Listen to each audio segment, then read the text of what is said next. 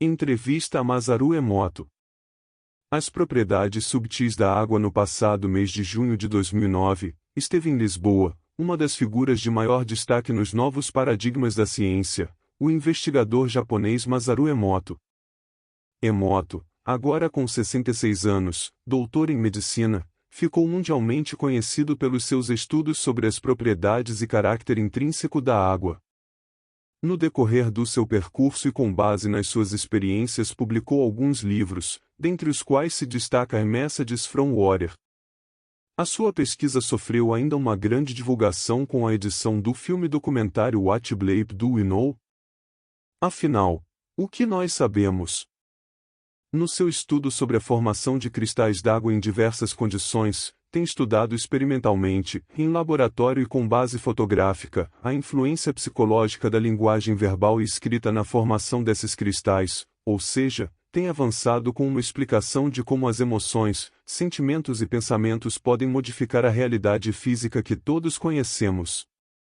Porém, nem sempre as hipóteses que colocou foram bem aceitas, tanto pela sua audácia, transpondo as fronteiras do cientificamente aceita, como pela sua capacidade multidisciplinar. Aí está uma área interessante para um grupo de pesquisadores portugueses verificar as teses de Masaru Emoto e, havendo perspectivas, de aprofundá-los. Recordemos o caráter sagrado que os antigos davam às águas lustrais, do que ficou o remanescente popular das fontes santas. Com o intuito de melhor entendermos o que move este cientista e de aprofundarmos um pouco este tema, convidamo-lo para uma entrevista, a quando da sua vinda a Portugal. Repórter: como surgiu esta ideia de fotografar os cristais de água? Masaru Emoto: não foi uma ideia. Na realidade foi uma intuição, quando vi fotografias de flocos de neve num livro. Indiretamente, porque eu estava a fazer um trabalho sobre o mundo invisível, sobre energia invisível. Desde há muito tempo, que desejo e procuro uma forma de visualizar a energia invisível. Era meu desejo, e então vi os flocos de neve e tive a ideia de congelar água, para obter cristais de água que pudessem refletir a energia nela contida. Repórter: aquilo que é mais interessante é que não se limitou a fotografar cristais de água, mas sim cristais submetidos a diversas condicionantes, diferentes músicas, diferentes palavras. E Masaru Emoto: quando estive a fazer este trabalho de pesquisa, estudei contextos com pessoas a chorar, e, quando não era possível ter a presença dessas pessoas, usava fotografias, às vezes punha só um nome no papel, e usava numa espécie de etiqueta para fazer a observação e análise. Em relação à utilização da música para fazer vibrar a água, surgiu da seguinte forma: quando estava a olhar para as fotografias dos cristais de água, cheguei a uma conclusão: as fotos de cristais de água são uma visualização da vibração contida na água. Assim, se a música também é vibração, se tocarmos música para a água, temos uma forma de visualizar a vibração da música, porque a música afeta a água. Repórter: qual é, para si, a origem da água? Terá provindo de meteoritos que chegaram à Terra?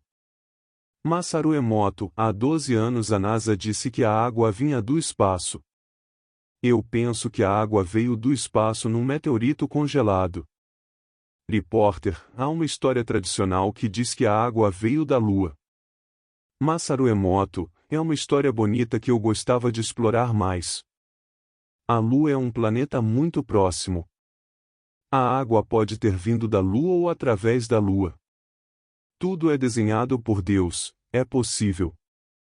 Repórter: em termos científicos, como se pode explicar que a água tenha memória? Masaru Emoto: eu não sou cientista, portanto está-me a pedir uma explicação que não posso dar. Sou doutorado em medicina, mas não sou cientista. Esta é uma pesquisa que, no futuro, poderá integrar o âmbito da ciência, contudo, hoje em dia, ainda não é visto assim. Eu penso que alguns cientistas dizem que a água tem memória, mas esses cientistas têm vindo a ser rejeitados. Quando nós usamos as fotografias de cristais, mostramos que eles são dinâmicos e repetem sempre as mesmas figuras, de acordo com a música que os submetemos. Assim se prova que a água tem memória. Repórter: mas tanto a pesquisa de Jean Charon como a de Bazarab Nicolescu, por exemplo, cientistas do mundo quântico, evidencia que os átomos têm memória. Masaru Emoto, mas isso é ciência do futuro, não é ciência atual. Os meus trabalhos estão também nesse nível. Eu acredito que a memória está na água. Sempre na água. Repórter, qual a sua explicação para as propriedades mentais e sentimentais da água? Relaciona-a com a física quântica? Masaru Emoto, eu não sei como é com os físicos quânticos, mas quando alguém está a observar uma coisa, a verdade é que essa coisa muda. Alguns físicos, ou físicos quânticos têm bases à volta do budismo. Quando penso nestas coisas, penso que o tipo de investigação é muito similar à minha filosofia. O que eu penso de mais importante é que não tenho muitos financiamentos para fazer pesquisa e tenho de gerir o meu trabalho segundo essa realidade. No entanto, como sabe, em França, há recursos econômicos para quem faz pesquisa sobre a água. Eles conseguem fazer mais pesquisa porque têm mais recursos econômicos. Repórter, por exemplo, Platão relaciona o icosaedro, sólido composto por 20 triângulos, com a água. Há estruturas moleculares da água que se possam relacionar com o icosaedro? Masaru Emoto, acredito que a água vista tridimensionalmente tem uma estrutura piramidal, é uma combinação feita por pirâmides, como uma estrela. Esta é a forma ideal para conduzir energia. A forma das figuras está relacionada com o número de ouro. A sua figura é o tetraedro.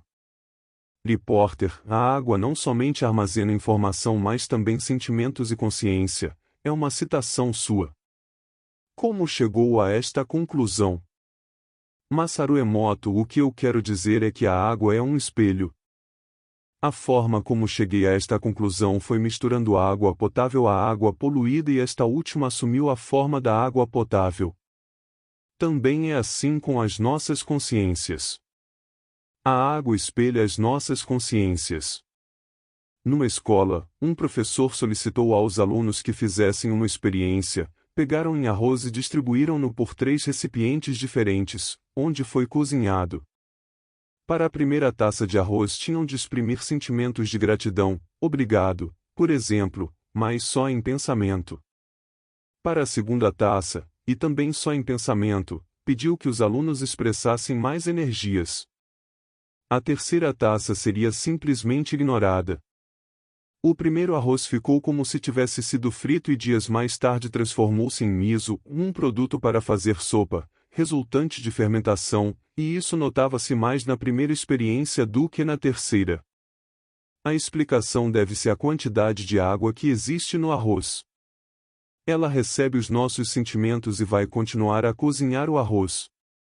Repórter, a questão que se coloca é a seguinte, por exemplo, se pega numa palavra, guerra, escrevemo-la num papel que colocamos junto da água. Como é que a água sabe o significado da palavra guerra? Masaru Emoto, explico isso melhor no workshop que dirijo. Se para um cristão, por exemplo, é fácil entender que no início era o verbo, como se afirma na Bíblia, também será fácil compreender o efeito das palavras na água. Repórter, pensa que a água tem uma alma? Masaru Emoto, sim. Basicamente eu penso que a água tem alma. A alma da água é amor e gratidão. Repórter, e quando se chama missionário da água, considera-se missionário da alma da água. Masaru Emoto, e eu sou um missionário da água em geral. Repórter, e por que considera que a água precisa de um missionário? Masaru Emoto, a maior parte das pessoas não conhecem a água e o estudo da água ainda é tabu. Portanto eu acho que alguém tem de ser missionário da água. Foi assim que me tornei teu missionário. Repórter, considera que há uma relação entre a água e o que os orientais chamam o Akashic Field estudado por Erwin Laszlo, um campo de matéria subtil, astral, considerado a memória do universo? Masaru Emoto, está a ver aquela primeira figura que Miguel Ângelo pintou no teto da Capela Sistina, sabe o que é que está entre o dedo de Deus e o dedo do homem? Pois o que está entre os dedos é a água. A água pode mudar de forma e esta água nós não podemos ver. Eu penso que a água é um semicondutor, que conecta várias dimensões. Os poderosos controlam o povo e não permitem o seu estudo, porque não querem que se saiba a verdade. Não querem que o povo saiba o poder da água como veículo de conexão de várias dimensões com o ser humano. Repórter: há alguma relação entre a água e a energia Chi? Masaru Emoto: a essa energia eu chamo Ado, e Ado é o movimento de ondas, a vibração. Está dentro da água e ela transporta Ado, ou seja, só a água transporta vibração. Na palavra de Deus que eu conheço, só a água consegue transportar vibração. Eu não sei se Deus anda por aí, mas segundo a sua palavra o único veículo de transporte para Ado é a água. Repórter: o que é a ciência Ado? Masaru Emoto: Ado e a ciência não são uma boa combinação. Mas, é uma ciência do futuro, é uma ciência da consciência. Repórter: Tales de Mileto disse que a água é a fonte de tudo. Os egípcios dizem o mesmo, mas para eles a água não é física mas sim espiritual. Acredita nesta água espiritual? Masaru Emoto: sim, acredito e quero estudar mais sobre isso. Repórter: tem alguma explicação para o facto de a água fez-se a palavra amor tomar a forma hexagonal? Haverá algum simbolismo? Masaru Emoto: uma das razões é por esta forma ser muito condutora para a água, para a vibração. A condução da vibração depende da delicadeza da forma, quanto mais delicada ela for, mais energia subtil conduz. Formas mais toscas são menos condutoras de energia. Eu respeito Einstein e ele pensava que a beleza mística deve ser a verdade. Repórter: considera que as suas experiências podem potenciar uma nova visão da ecologia e o redespertar para uma nova relação espiritual com a natureza? Masaru Emoto: no início eu até pensava dessa forma, mas agora tenho viajado tendo como principal objetivo falar sobre a minha filosofia. Na realidade, eu penso que o que disse é verdade. O meu trabalho está a afetar as pessoas para uma nova ideologia. O que estou a dizer é que não são as pessoas especiais, mas sim as pessoas comuns que estão a ganhar esperança e a ficar mais positivas, o que é muito bom. O que é mais importante é que, nos nossos dias, a água não tem assim tanto poder, é preciso ativá-la e isso pode ser feito lendo os meus livros. Basta que as pessoas cuidem da água e tenham para com ela uma atitude de gratidão que ela fica altamente energizada e, então, a nossa relação com a natureza será melhorada. Repórter: como vê os problemas que o homem tem criado à água por a poluir, não demonstrando nenhum respeito?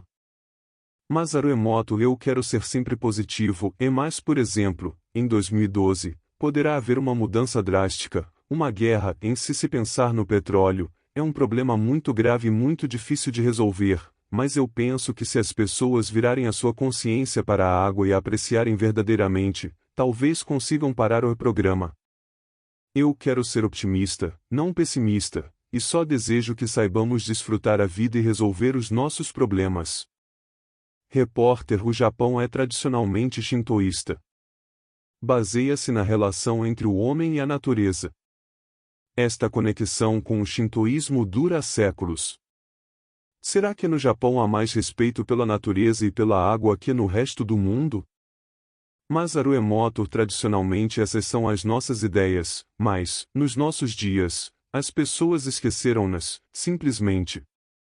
Repórter: como é que a comunidade científica, nomeadamente, da área da biologia, tem reagido às suas investigações? Masaru Emoto: há vários grupos.